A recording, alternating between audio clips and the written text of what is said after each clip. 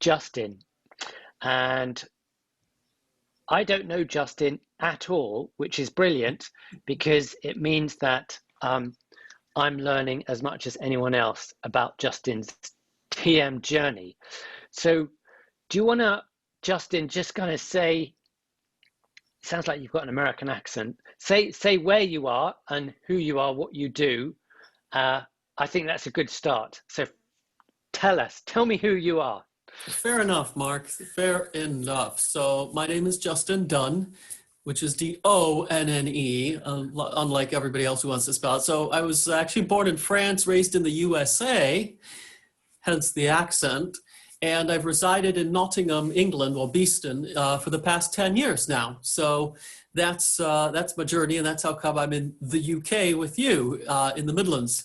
Now, as far as what it is that I do, by trade, I'm a business strategist, and I am now, due to the lockdowns, and that's how you and I came across, I'm transferring everything to online. So I'm about to release a bunch of information products online. One of them is regarding cats, because I'm a crazy cat man. So I've got my Emily over there, and sometimes they meditate with me, actually. And then the other ones have to do with basically saving companies a lot of money in losses and lawsuits by fixing problem employees, because most people think you can't do anything about them, you got to get rid of them as fast as possible. And over the last 27 years, I've proven under fire that that's not necessary. You could actually turn your liability into an asset. And then a bunch of other wonderful things, like I just participated in a peace summit that's actually ongoing right now, and I was teaching a process about achieving peace, peaceful workplace, if you will. And a lot of people told me the feedback I got from almost everyone is actually this would work for my personal life. So I don't fashion myself a personal development, guru or anything like that. But apparently my little process for fixing the problem employees actually helps people to take steps towards inner peace. So I was like, wow, okay, well, I'll market that as a product too. So that's what I do professionally. That's where I'm from, where I am. And yeah, that's me. And then tell us, so how long have you been doing TM, and how did you come to it in the first place? Yeah, so I consider myself timeless. So I'm not exactly, I don't like keeping track of time. People wonder how it is I look the way I do when I'm in my mid 40s. And so, but no comments. If you disagree, if you think I look old, then I don't want to hear it. But no, so the truth is that I really haven't kept track. I think it's about 2 or 3 years now.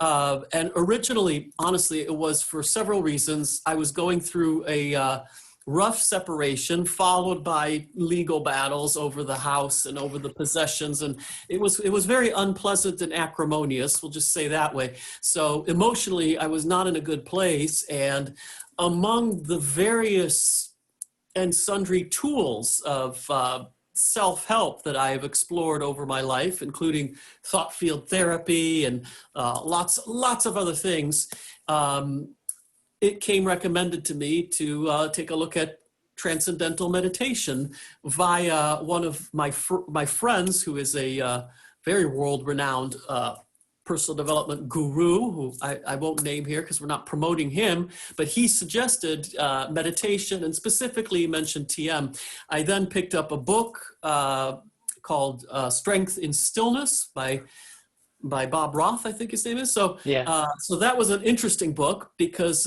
it was a little bit of a frustrating book because of the simplicity. You read it and you're like, sounds great. That sounds great. And I'm wondering when I'm going to learn TM. From the book. Yeah, and it's not in Yeah. the book because that's not how transcendental meditation is taught. So I'm like, oh, great. So then I put the book down and I move on to discovering that there is a wonderful TM teacher in Nottingham, not terribly far from me, although not terribly close to me. She's about 45 minutes away in Sherwood. Not the forest, but Julianne Christou, her name is. So if she's watching, a big shout out of thanks and gratitude and appreciation to her for teaching me TM. And so that's kind of how I came into it, is really I was looking for something to help,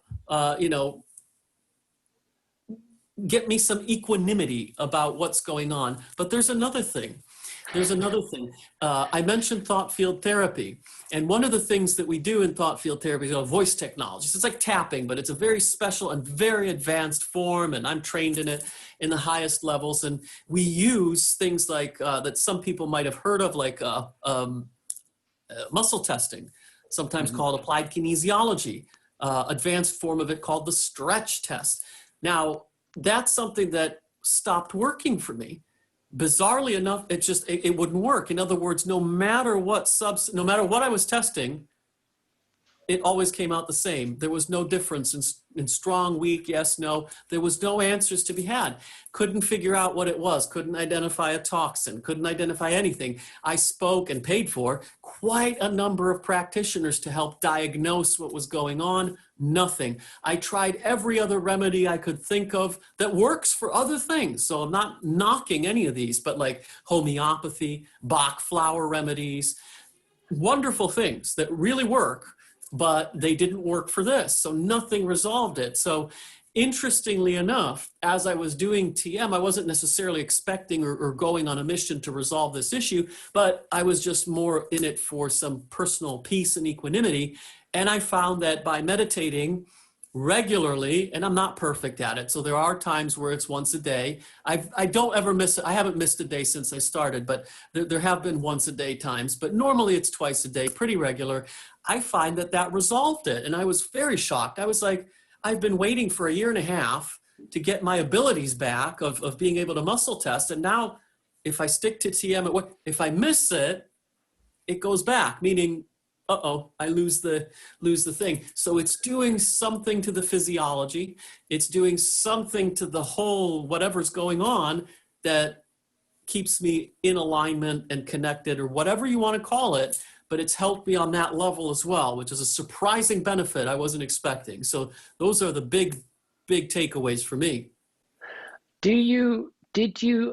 What's the quality, is the quality of your meditations, have they changed since you learned like 3 years ago? Yeah, I mean, they fluctuate. So I think they've gotten better. I think they've gotten better.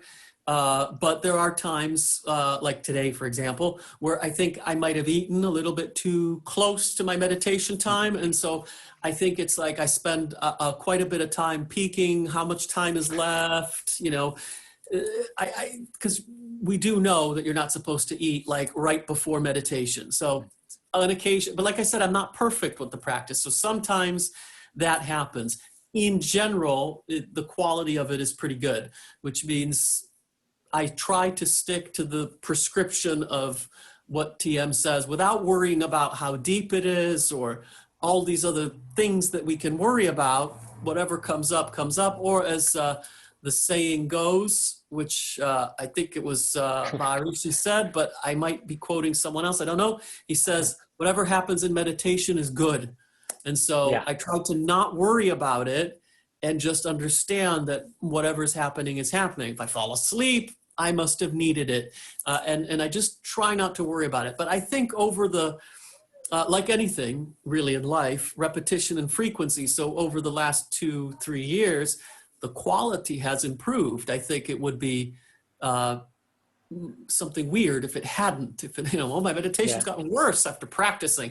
Well, it's gotten better, but I do need the reminders for, like the meditation checks, which I find very valuable. Even though they're very simple and they're always the same, it is valuable as a reminder that it should be easy and that we shouldn't be, there's nothing to force, and there's all these things. And so I think for anybody watching who's a meditator, definitely, do the checks once in a while, because it is a good reminder to make sure. And I'm not a meditation teacher, so I'm only following the instructions I've been taught.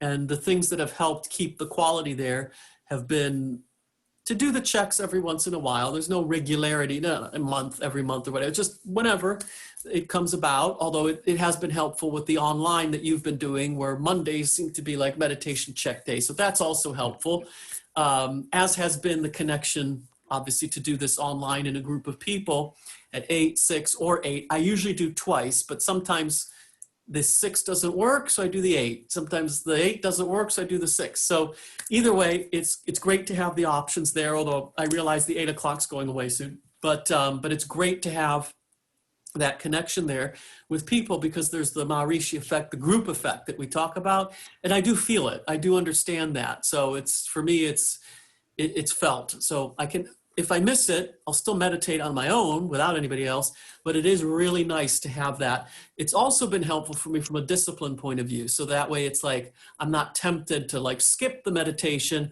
because it's almost like a little bit of an appointment that's penciled in without being a stressful commitment.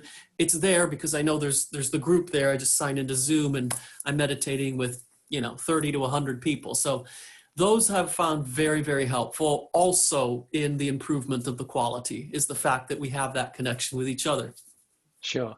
And as well as your sort of, returning ability to do the muscle testing, did you notice either immediately or since you learned, any other kind of fairly strong benefits or improvements, connected with meditating?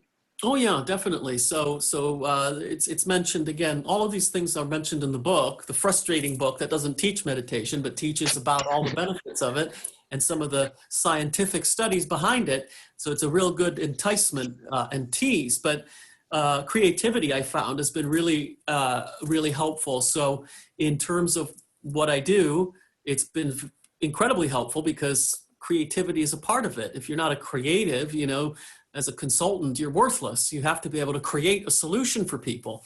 And creativity could mean putting together things from other domains that they haven't thought about. But whatever it is, you got to make something happen for people. But also now going online and putting these systems together that I've put together, I've done that pretty much since meditating. So I can't necessarily credit the meditation for it, because these are things I've developed over decades of experience, but actually putting them together and packaging them in a creative way and fun way has been very, very helpful. In fact, my biggest challenge in meditation is not to like come out of meditation to take a bunch of notes and to write things down and to immediately, because for some reason inspiration seems to strike quite frequently during a meditation. Group online meditation is great. It'd be really nice, and I'm only making a suggestion here. Yeah. If we continue some form of group online meditation ad infinitum, meaning after lockdowns, after coronavirus in 5 years. I'm sorry, I shouldn't have said that. It's going to be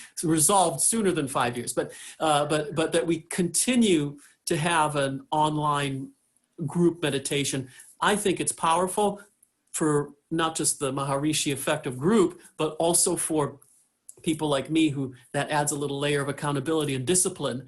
Because, even the 8 o'clock one, I know if I wake up early, I've got time to do stuff, but then 8 o'clock is meditation. If I don't wake up early, then I'm like, I'm going to be 5 minutes late, and then I go into there.